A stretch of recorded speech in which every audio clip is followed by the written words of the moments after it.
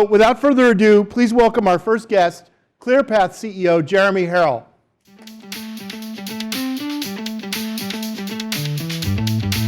It's good to see you. So Jeremy, very broadly speaking, how would you define energy security?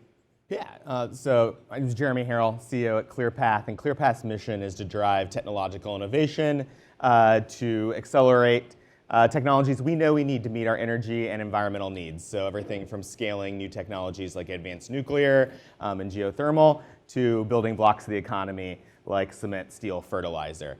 And so as we think about energy security as a whole, it's about driving technology forward to provide affordable, reliable, lower emission technology domestically, and having a supply chain that's capable of driving and rapidly scaling those type of technologies. Yeah. How important is it that energy security be kind of elastic enough, to cover all of the shifts and changes in government and multiple administrations and Congresses and things that we're seeing? Yeah, as we look at trying to invest billions of dollars into new technologies like advanced nuclear, like enhanced geothermal, like the natural gas supply chain, you need predictability in the system. And so significant ebbs and flows and regulatory policy and investment policy kind of spook investors in this space. And so I think one of the U.S.'s strategic advantages is the reliable investment environment it presents. Yeah. Well, let's get into some of the specific components you mentioned, like geothermal and others. Let's start with permitting, which is, I know, something you're very interested in. Last week, you talked with me and others at an event about sort of how you see an opening now for permitting reform. Can you sort of elaborate on why that's so, and I mean, how difficult it's going to be to obviously get anything done in this Congress? Yeah. Permitting, the single largest barrier to meeting our long-term energy and environmental needs in this country, to winning the AI race, to rapidly accelerating American manufacturing. And we think the opportunity is right now to get it done. It does not get any easier as it moves forward. You've got an administration that's prioritizing regulatory reforms, doing some incredible work on the administrative side, but recognizes it needs the durability of bipartisan congressional action. You've got leaders on Capitol Hill, Chairman of the Energy Committee, Mike Lee. You've got Natural Resources Committee Chairman Brad Westerman, and significant and more bipartisan Democratic support across the spectrum, recognizing that our existing regulatory system doesn't meet our needs. And so we're in the strong belief that now is the time to do it. The bipartisan, durable policy reform is essential to giving us the permitting system that we need, not just this year, but for the next 20 years. And you were saying that you thought that despite all the acrimony over the shutdown, you really didn't think that it was going to poison the well for addressing permitting. No, I mean, in the end, Congress has to drive forward and meet the needs of our country, which is building out new infrastructure, growing American generation, and winning the AI race. And so as we go into the end of this calendar year, move into next year, where Congress has to take up highway surface reauthorization, for example, I think policymakers are coming together and ready to drive forward regulatory reform. Yeah. We talked, and you mentioned nuclear backstage. Can you sort of talk about sort of how that fits in energy security and what you're seeing? Yeah, an incredibly exciting moment in nuclear. We're seeing really a wave of new investments in innovators across the spectrum hitting milestones. You are seeing new investors and new off-takers, folks like Google, Amazon, the largest steel producer in the country like Nucor, investing in these technologies. And you're seeing the global demand, right? Not only just rising electricity demand, but 31 countries across the globe committing to 3xing nuclear over the next 30 years. And so now is the time. You're seeing the administration really prioritize this with the executive orders that are coming out. Groundbreakings happening pretty regularly. Just a week and a half ago, the microreactor company Oklo broke ground at Idaho National Lab for their Aurora project. You've got TerraPower, X-Energy, GE Vernova under construction in North America and racing towards deployment by the end of this decade. Okay, yeah. I think they had said they want to get 2 reactors by next July 4th. I mean, that's That's pretty ambitious. I mean, is that achievable? It's an ambitious agenda, and we should try, right? We should think outside of the box. We should find ways to streamline the licensing process and the permitting process. And I think particularly for microreactors, we can have two under construction in that time frame. Okay, yeah. You mentioned geothermal earlier. Excuse me, not enough caffeine yet. Can you sort of talk about its importance and how it's kind of emerged? So my background, I used to work in the Nevada delegation. Dean Heller, Republican senator from Nevada, was my last boss when I was in government. And geothermal plays a major role already today in Nevada's generation, and that's because of the unique geology in that state. So for a long time, geothermal was largely thought of being just a Western technology. You see it deployed in California, in Utah, in Nevada, and Idaho.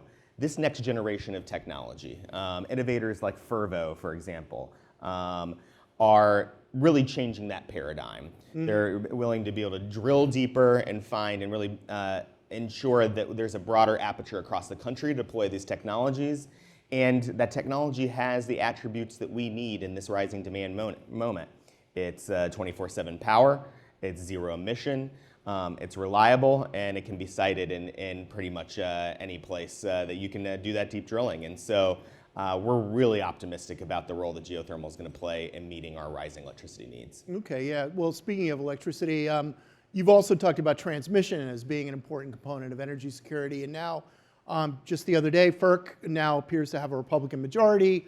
Can you sort of talk about transmission and what you expect to see now? Yeah, we need to see immense investments across the grid as a whole. That's new transmission. It's more investments in pipeline infrastructure for our energy side. It's grid enabling technologies. It's upgrading existing transmission and high conductoring. That is all going to be essential to building more energy across this country, to scaling up new generation to the scale needed to win the AI race and to grow American manufacturing. And so we need to use all the tools in the tool belt and really drive that forward and find a way to have a more secure, reliable, and affordable grid. Okay, yeah, and you've also mentioned, you work for Dean Heller, so obviously critical minerals, domestic critical minerals is another component. Can you sort of talk about what you're seeing there?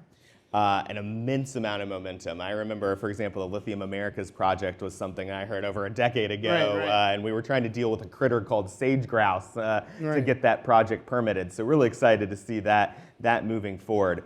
That critical mineral supply chain is really essential to meeting our energy and natural resources needs here. So we need to invest in producing more here in this country. We need to invest in the processing of these minerals so that we're not necessarily reliant on folks like China to do that type of work.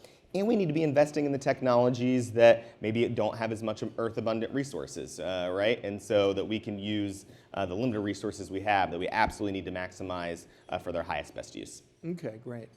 I wanted to talk about something sort of ripped from the headlines.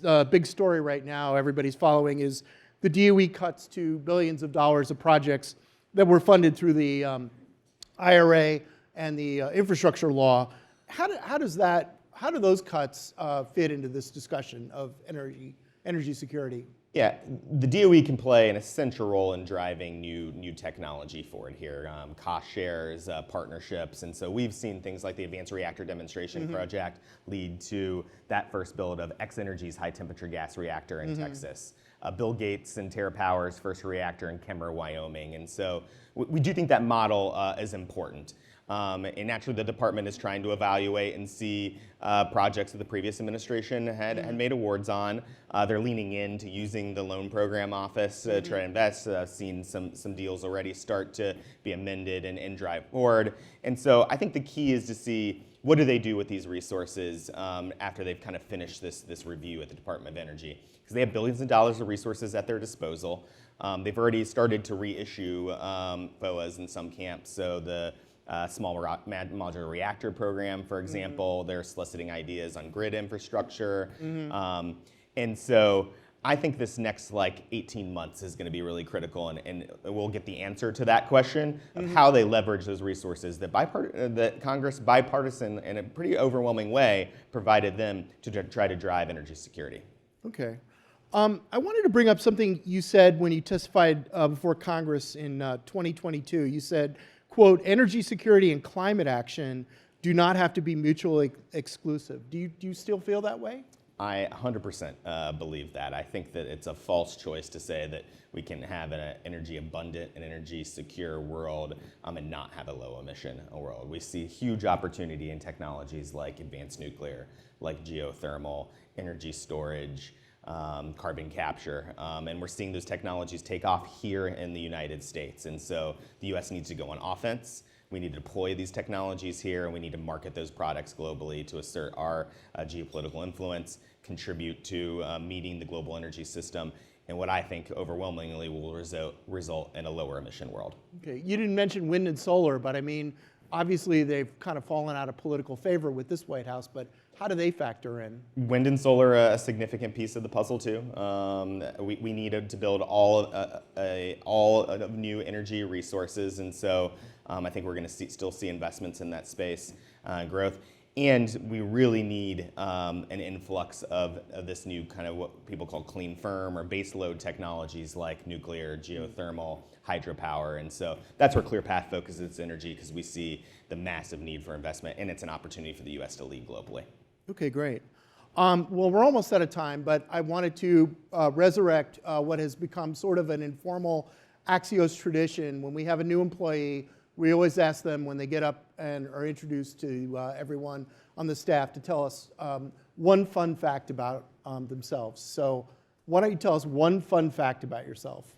Yeah, so this is a kind of nerd joke here.